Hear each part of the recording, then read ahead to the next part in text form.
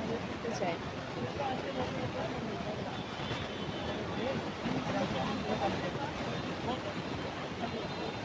খুবই ভালো কাটিয়েছি, আর নেক্সট মানে সামনে আরো ভালো কাটাবো।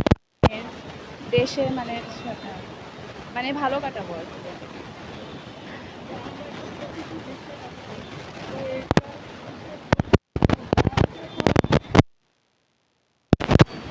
আচ্ছা,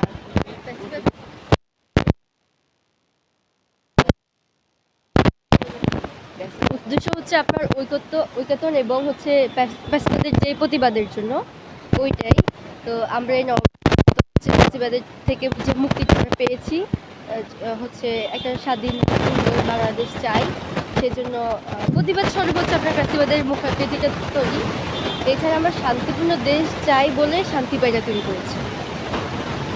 আর হচ্ছে যদি আপনি সংস্কৃতির কথা বলেন, সেক্ষেত্রে বলবো যে সংস্কৃতি হচ্ছে এরকম যে আমাদের আগের প্রজন্ম যেই পোশাক পরছে, যেই ওরা যে ওদের যে ভাষা রীতি, কথা বলার রীতি, চলার রীতি, এই সবগুলো পরের প্রজন্মের কাছে পৌঁছানোর জন্য সংস্কৃতিটা আমরা মূলত পালন করি।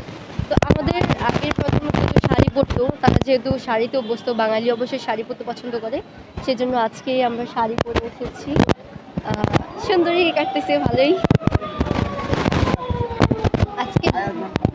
হ্যাঁ, খুবই ভালো লাগছে, কারণ হচ্ছে এই সব কিছু কিন্তু আমাদেরই করা। যেই ডেকোরেটেড আপনারা দেখতে পাচ্ছেন, এগুলো কিন্তু চারুকলা স্টুডেন্টদেরই করা।